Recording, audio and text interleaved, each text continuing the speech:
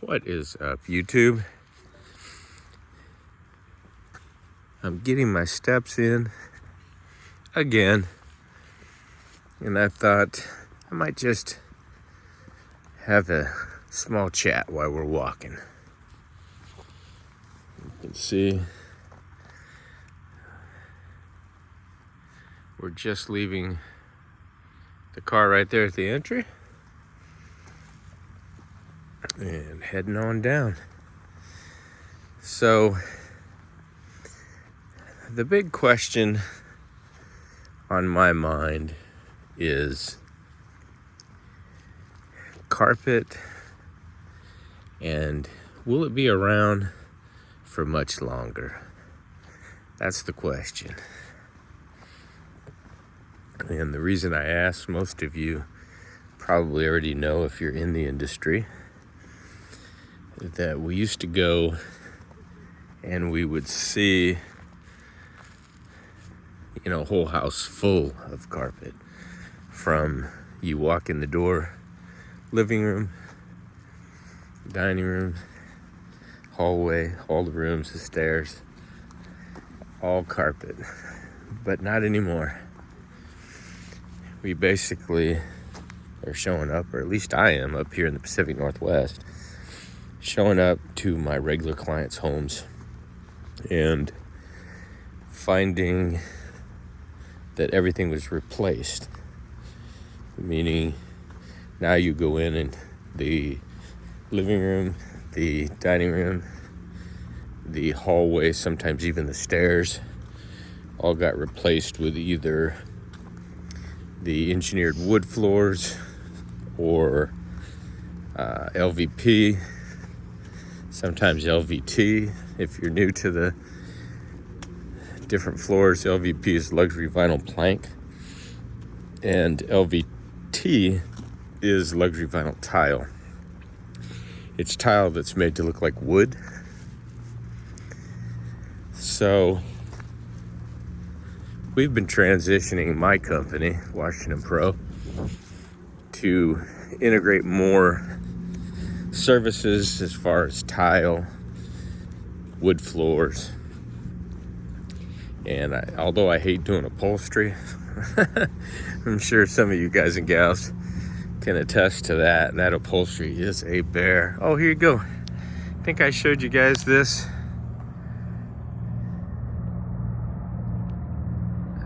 Let's see, wow, that zoomed in pretty good. That right there is the fast ferry. It goes, I believe, all the way down through the Puget Sound to Bremerton, and then leaves Bremerton and goes all the way to Seattle, across the water there. So where was I?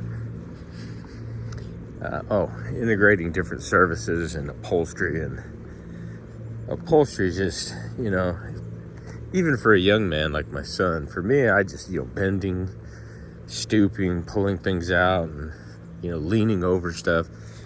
It's just, it can wear you out in a day. But we've even gotten back into a little more upholstery. We do the surface clean, in-home rugs, area rugs. And that's kind of it. We ventured into a few things. You might have seen me doing some dryer vent cleaning. We did quite a few of those, and then just ran into situations where it was difficult to get behind the dryer, difficult to get it reconnected. I even went as far as getting magnet connectors and putting them on for free just so that anyway, I digress. That's not what this video is about. But we've done that. I've cleaned out floor vents. That's a really good one for you, is the floor vents. I always pull the vents up when we do the wood floors. We've been doing, deep clean and recoating. If it's hard wood floors, we are going to do, if we can, offer screen and recoat with real polyurethane. That's where the money's at, the bigger ticket, if it's needed. decontaminations, wax removal, polish removal, stuff like that. There's money in that. But if it's anything other than solid wood, I have done engineered wood floors and some others with the screen and recoat. And again, it's hit and miss with those because, especially the engineered wood floor, you'll get the aluminum oxide in the finish, and it can make it difficult to bond with the polyurethane. And you got to be real careful because you got to remember it's not solid wood, so even a screen can get down, start removing things you don't want removed. But anyway, on those ones we just do a deep clean and a top coat, and I've been using that rock candy from Excellent Supply, which is fantastic. It's an upgrade from a standard acrylic finish. It's urethane fortified, so it really looks fantastic. But anyway, what I was saying is we lift the vents up because we're going to clean. So we lift the vents up, and I started noticing all kinds of crap and debris that gets swept into the vents. And I could show you some pictures of some real rat nasties where we were working for property managers. And I sent them the photos and said, hey, check it out. Do you want us to clean these out? We charge anywhere from $10 to $25 a vent, depending who you're working for. You can hear those waves crashing. But anyway, if it's a good property manager, I'll clean them out for $10-15 a vent. And I let them know. I say, we're not hooking anything to the furnace or whatever. We're not doing a full air duct cleaning. What we're doing is we are going to go down probably about 10, 12, 15 feet. And I'll use the dryer vent kit I have where you put that spinning brush on a drill and just kind of feed it down and then take the vacuum and suck up all the crap. The first thing we do is get the shop vac and just vac out the general area. And then we'll go down deeper, and I've got just a little board with two holes, a hole in the center for the shop vac, and then a little hole on the side for the piece that goes down and spins to pull the stuff up so it doesn't backflush into your face. I'll try and do a video if we do it, but it's not a big money maker. It's just added service. So things like that, and then you just spray it down with a little bit of cleaner, wipe it out, so you can make extra income that way. So, but the question being, what are you guys and gals doing? Is there something that you're adding to the service? You've also seen where we did deck cleaning, soft wash. We did, I bought a small power washer and even did some of the siding or the mold on the side of the house or the roof. And here in the Pacific Northwest, that's a big deal. There's certain sides of the house, I think it's the north, is it the north and east or north and west, that show more mold or mildew buildup, caliche and all kinds of stuff. I think that's what they call it, leach or leak.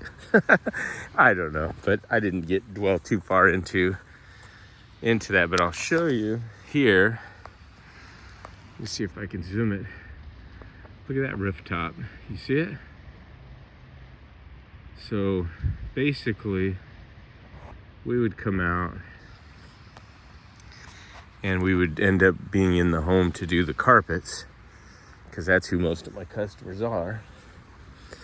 My son was the one who started researching soft wash, power washing. We were going to get a truck, and because there's a lot of work in it. But the problem is the rain out here, and then getting on a ladder and going up some of the peaks on these homes, I just told my son, I said, no, it's not worth it.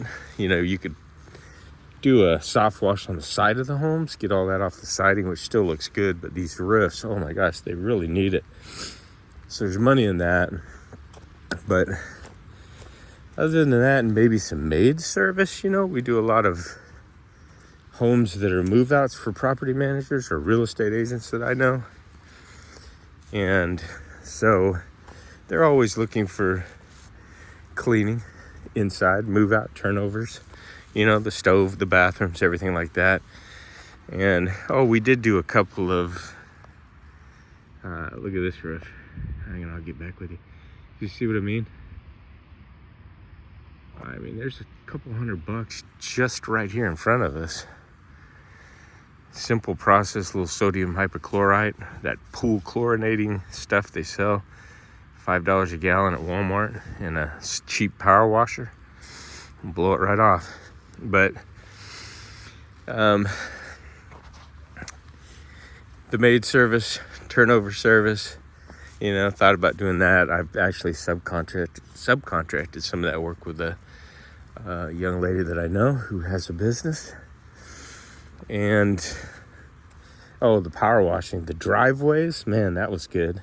Or the garages. We'd get a lot of times, my property managers would ask if we could clean the garage concrete. So I wouldn't power wash the garage. We'd just put a red pad under this swirly rotary and just spray it down with some Angry Lemon or some Poly C's, dragon juice, blast it, and then just kind of squeegee it and go over it with wet microfiber pads.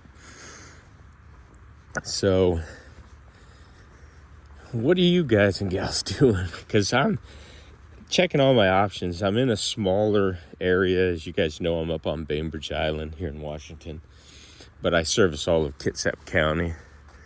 But if you were to look at the population, is that a whale? You see the movement out there? No? We get orcas come through here all the time. But anyway, the population is pretty slim pickings. So unless you've been around for many years like me up here, and you have a calendar that has, a few regulars on it every month, it can be really tough. I see guys open businesses up here, carpet cleaning, and they're gone in, less than a year, a few months. They definitely disappear in December, January, and February. Suddenly they're sitting at home with no work, where we know that it's going to slow down dramatically. So we save, I just pretty much save for, I would say, December and maybe 15 days into January. I just kind of plan on taking those days as my vacation days. So, but when you're new, you don't know. It's feast or famine. In the summertime, and here in August, June, July, August, and September, you're gonna get 8 jobs a day, and you can pick and choose because nobody has the availability. So you can quote out these high prices, and these move outs or home selling, they just take what's available. So that's good. But I've thought about all these different things I could do, and I'm at the point to where, if scaling the business any larger than I could. And trust me, I've spent a ton of advertising, went on and put a $5,000 a month limit where they could just make my phone ring, and had additional, a couple different things going, more than that. But so I did see a little bit of results, but not what I was expecting. So it all boils down to the area you're in. And if I was to advertise in Seattle, I'd probably need to immediately get another truck for sure. It's just the way it is when you have population. It's pretty slim. And it could, I don't know, maybe California, Back east could be different. You know, we did it in Vegas. You could do that almost year round. Las Vegas was really good, but there was a lot of competition and a lot of cheap lowball competition, and a lot of people don't realize what a bait and switch is. So those companies would get those jobs and then change their names, start right back up after they get found out. The internet wasn't as prominent. So look at these boys. Hi. Oh my goodness. Yeah, they're handsome. Say hi. Sit down, please. What did you say? Very good. Is it a boy? This is Sawyer. He's a very good boy. Oh, You come over and say hi. can you pet him? Yeah. Hi. Yes, he's a very good boy. Yeah, he's a really nice dog. my goodness, he's big. He's big and he'll like that. Oh, yes. He wants to hug. Oh, you're very friendly, huh? Yes. I'm going to have to show this to my grandkids. Oh, my goodness. Yeah, he's a good boy. What kind of dog? These are both Bernese mountain dogs. Bernese mountain dogs? Oh, my gosh. Bernese. What's he weigh? He weighs about 115, and she weighs about 100. Oh, she's okay. That's okay. Oh, yeah. He just loves rubbing into people. And we just lost a black lab we had for 11 years to cancer. And we're having a hard time deciding if we're going to get another one right now because it was just the love of our life. So I know. It's so hard. Yeah. We've had a lot of dogs in our life. Have you? Yeah. You live up here on the island? We do. Yeah. We do. Yeah. And we've always had two. Oh, yeah. You know. It's always So, we've had kind 12 of dogs together. When one looks like it's something bad's going to go on, then we have the other one. There you go. A lot of It's joy hard every not day. it's hard not having one. Yeah, That it was so it's really gut hard. wrenching for us. What kind of car do you drive? Well, these guys are in a mini today. Toyota We have a little Round. mini. Sit down, please. Oh. Yeah, but today we have our Mini Cooper. Good boy. Oh, wow. Go back. So, yeah. We call it a mobile crate. Oh, my goodness. Yeah, we set our SUV up basically as a dog taxi. Yeah, exactly. Wait. Oh. You guys can get in the mini or they can get in the rock. Wait. Hi. These guys never pet me. Take me home. Take me home. They never pet me. Yeah, I highly doubt that. Yeah. Trying to convince you that she just needs to lean on you for a while. I would pet you all day. Yes, I would. Yes. What's her name? Harper. Harper. Oh, hi, Harper. See, they're like your favorite stuffed animal only they're Oh, alive. you're my Oh, my goodness. Yes. A lot of You're my dogs favorite leaning stuffed on animal. them. That's okay. I don't mind. Yeah, they're beautiful. Yes, I do. He's a love bug. Now, wait, they're not going to get much bigger than this, right? Oh, I know. No, he will. Well, he'll fill out a little bit, and she will definitely get bigger. She'll get a little bit bigger. He's pretty much at his size, He's at right? his height. Yeah. He will get. He's gonna ride him. Okay, good boy. Yeah. He's That's at his awesome. height, so. Yeah, he's at his normal height. He will get maybe a little stocky. Okay, I am back. I love dogs. Most of you that watched my Washington Pro Carpet Cleaning channel, YouTube channel, know that we had Ammo, the black lab. He was my mascot, come to jobs with me and everything. And we lost him to cancer last year, so kind of been rough on us, but we're gonna wait a while before we decide to get another dog. But we probably will. Here's that bunker and the turret shooting zone area up there from the wartime. This is Fort Ward. If you look at my previous video, you'll see Fort Ward, Puget Sound Fort.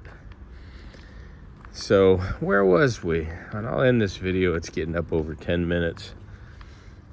There's that. I said I'd walk up here the other day if it wasn't muddy. Let me do that. And I'll show you.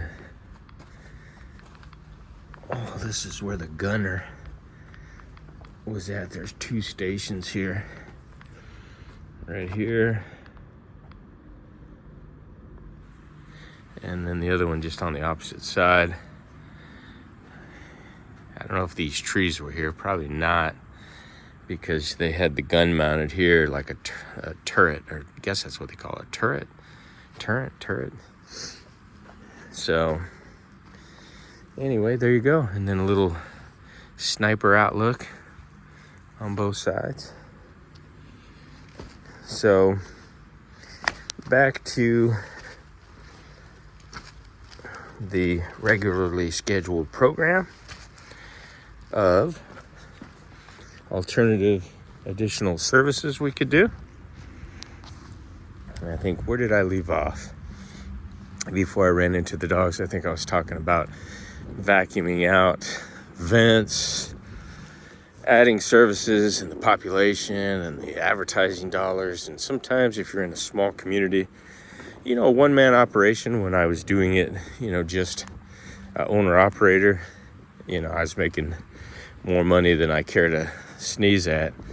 But then when you start to build it, I want to get my son-in-law involved. So I got my son in here. So we're both making a very good living, no doubt about it. And that has to do with the longevity of being in business, obviously. Some of you guys know that.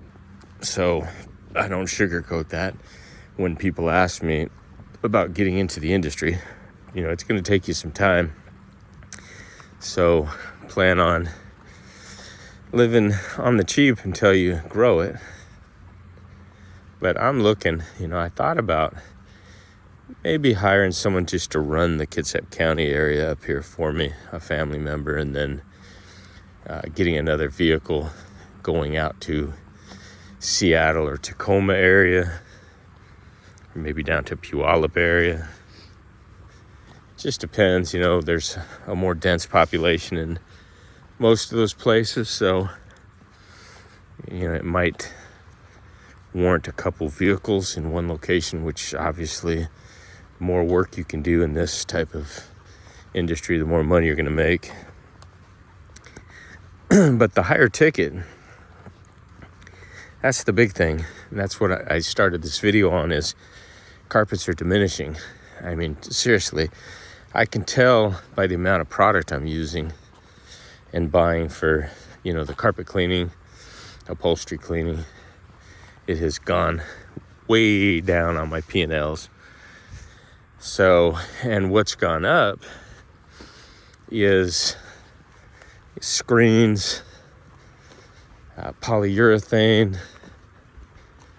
wood floor stuff, wood floor cleaning stuff, wax removal stuff, which is good. And I try to let all my clients know that we offer these services.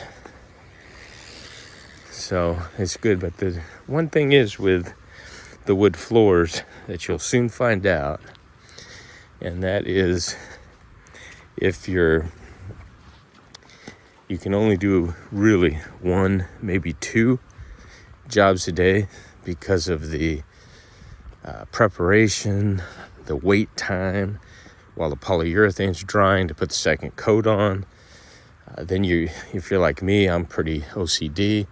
I'm going to stay and hang out and wait till the second coat is a couple hours, let it dry, just so I can make sure there's no air bubbles or anything like that in the floor finish. So the ticket is a lot higher, yes. Am I going to do 4 carpet cleaning jobs, average 300 to 400, 450? Or am I going to do one screen and recoat for 1,500 to 2,500 in most cases? So you can do the math, but you're still not going to grow financially in leaps and bounds by doing 1 or 2 jobs a day. So my final thoughts before we head back in down that road. You can see these beautiful homes on the water out here. I mean, look at that cul-de-sac. Look at these landscaped, just absolutely gorgeous. What do I always say? You can't hide money, folks. So with that said, I've been kind of contemplating a secondary business. Maybe not carpet cleaning, maybe not wood floor cleaning, restoration. I just don't know what I might get involved in. but I think I could probably get this business on autopilot, have my son train somebody. I've taken him in. He's owner with me now, so our whole goal is just to create some streams of income. And that's another reason why we switched the carpet cleaning part over to the Mighty, the rotary, wheels down.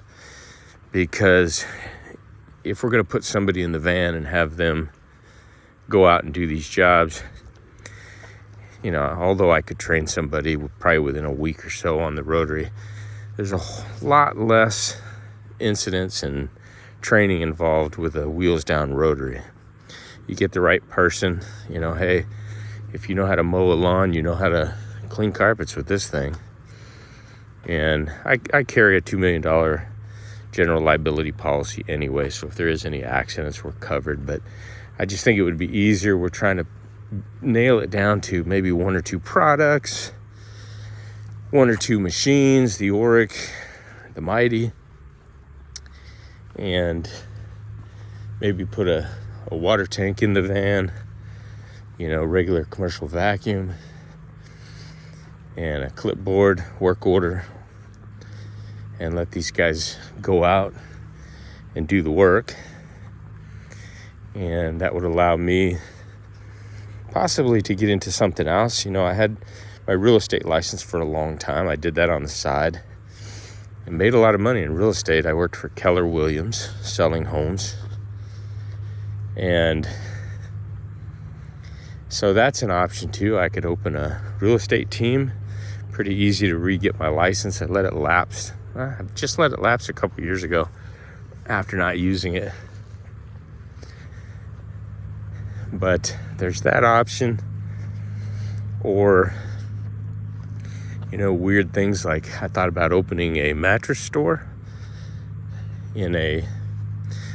obviously probably down in Tacoma or Seattle, where I could get that thing running and then hire someone just to show up every day, clock in, answer phones, make sales. I'll do all the advertising. Do that. I used to flip cars when I was in Las Vegas when I was young, and I'll tell you what, I had a knack for it. I can really sell. And so we would get vehicles, detail them, and I could talk someone down from $3,500 to $2,500 and then resell it for $5,500. That's how good we were. And then Vegas got just convoluted with a lot of junk dealers and people trying to do flips. But I thought about a used car lot, which is a possibility. Thought about a coffee hut out here. Or what about, instead of a coffee hut, an energy drink hut? You just pull through and I'll get you energy drinks. You don't even have to get out at 7-Eleven. So I just don't know. I'm round tabling some ideas with my son, and I've been on here too long, so I'm going to end this video. But you tell me, there's another cute dog. You tell me, what ideas do you guys and gals have as far as entrepreneurship, as far as different means of streams of income, different business ideas, passive income? What's the answer for you guys? Let me know and leave some information in the comments. I'd love to see it. I don't always get a chance to answer every comment, but you should know I do read them all. Love all my followers, all my viewers. And if you're not already subscribing, please consider doing so. That would be fantastic. And if these videos bore you, give me the thumbs down.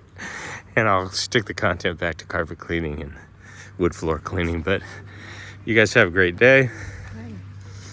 And there's the battle stations. We'll see you in the next one.